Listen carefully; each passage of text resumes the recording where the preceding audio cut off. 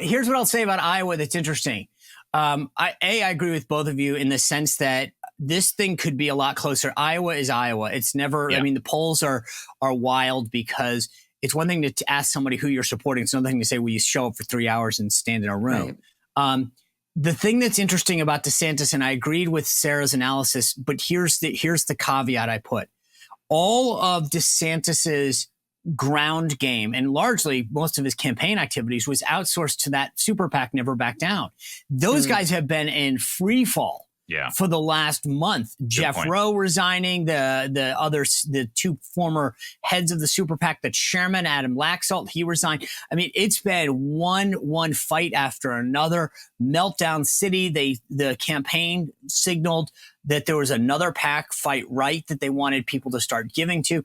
And so if that PAC doesn't produce, and there's a lot of questions what they've done with this $80 million they've had, then DeSantis is in big trouble because that was where he had outsourced his ground game to. I think that Iowa's going to be a big X factor. I still think that Trump's lead is big enough, and Trump, their campaign after being there on the ground in 2015 and watching it now, is vastly more organized and understands the caucus system. Yeah. I think that he pulls out a win between 10 and 15 points, Trump, and that's enough. But here's where I agree with Larry on this. The media, I think, has largely set Trump up. They're going to say, well, his polling was by 30 points. If he only wins by 10, well, that's a loss. Right. I do think that Iowa being Iowa, anything over 10 is a win. I think Trump does it. But let's move, since Larry got us there, to New Hampshire. On the 23rd, I want to start on the Republican side. Nikki Haley is out now going after DeSantis on China with a brand new ad today. Sarah, this is do or die for Nikki Haley, I think, in New Hampshire, and definitely Chris Christie. Yeah, I totally agree, but I don't think that they're going to measure up at the end of the day. I think Trump's going to run away with it in New Hampshire, and I think Nikki Haley, I think that will be the end of both Nikki Haley and Chris Christie, and to that, I say good riddance. Larry? Yeah, I do think Trump win. People forget how soundly Trump beat everybody in 2016. Everyone said it was Marco Rubio was going to emerge, or Jeb had a chance, or it was not even close. I think that New Hampshire is still Trump country. And by the way, I think this Civil War gaffe from last week for Nikki Haley, it's actually going to leave a mark, not because people care about the Civil War or the battle flag or any of that. It's because it exposed her. It exposed her as the manufactured media puppet that she really appears to be. It was just not a good scene, and her damage control that she tried to do was not good. I think the only shot here is if DeSantis can do well in Iowa, he could have momentum going into New Hampshire.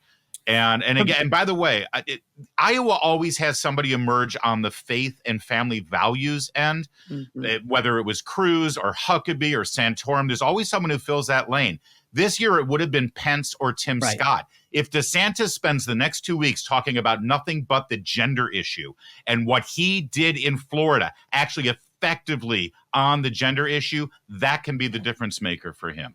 You know, you're absolutely right. You've got Bob Vander Plaats, the really big evangelical leader of the family leader, behind him. That's going to be important because you're right. Without Pence or Scott in the race, DeSantis he wasn't the natural. You're right. He was not the natural evangelical religious leader, faith person. But I think he should be talking up his Catholic faith. I mean, if he wants to actually do well, because to take advantage of the Vander Plaats endorsement, that would be it. But getting back to New Hampshire, the X factor, we had an X factor that I talked about in Iowa. I will say this.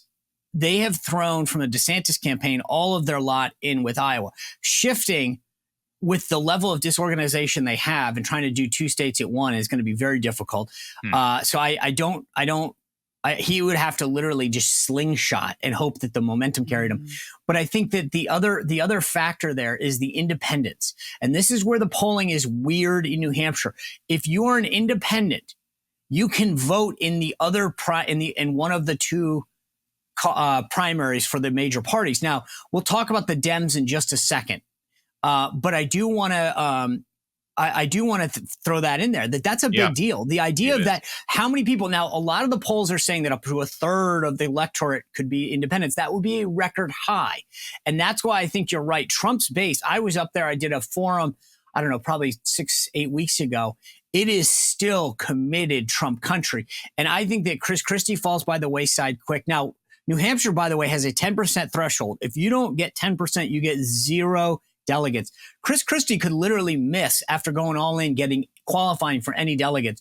But if Trump walks away with this thing in Iowa and then largely in New Hampshire, I don't see how Nikki Haley limps into South Carolina saying, hey, by the way, now I want to take a shot at my own people. The race is over after New Hampshire if Trump scores victories in both of those 2 states. Yeah, I agree.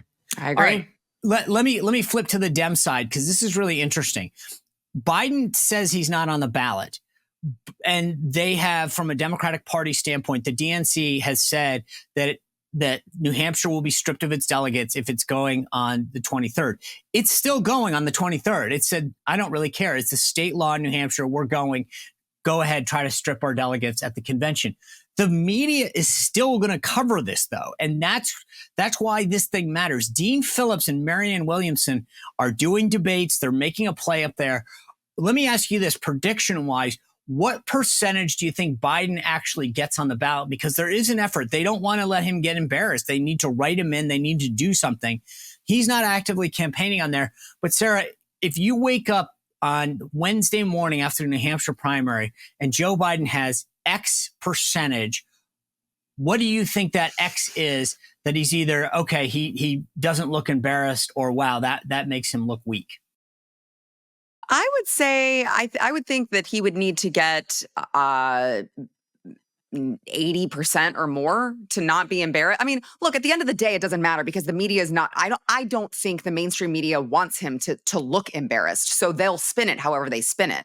But I would be, look, I think at the end of the day, the Democrats always know when to stick together, when to be united. You know, we were talking about earlier, George Santos leaving and Kevin McCarthy leaving, and how Republicans can't get out of their own way because they always have to fight each other and they don't know when to stick together. Democrats are very good at that. And I think that their voters are as well. So I don't think that there is going to be anything big happening there when it comes to Dean Phillips and Marianne Williamson. And I think that even if there is a percentage that, votes for them, the media won't, they won't make it look bad for Biden. Larry O'Connor, you brought it up earlier, but to Sarah's point, I mean, I was going to say 60%, right? Because he's not on the ballot. But I think Sarah brings up a good point. The media is going to make sure whatever that number is, it's good enough. Yeah. Because they don't want him to look bad. What do you think that number has to be? I'm somewhere between you, 60 to 80. I think 80% is asking a lot because it's a write-in situation. But the larger narrative, and I hope that Republicans and people in right-of-center media, or just honest media, have the ability to make this point, that from states trying to remove Donald Trump from the ballot to the mandate against having any debates and removing Robert F. Kennedy Jr. as a viable option where he had to go independent, to this anti-democratic process of shutting down the New Hampshire primary and stifling voters' ability to have their voices heard. The Democratic Party does not believe in the democratic process. They believe in power. And this is just another example of that. And I hope that broader picture can be painted for people so that they can see the fix is in and they're just trying to push this thing through. I love the whole democracy dies in darkness and the Republicans are doing this. And yet everything that they do is shutting down any level of dissent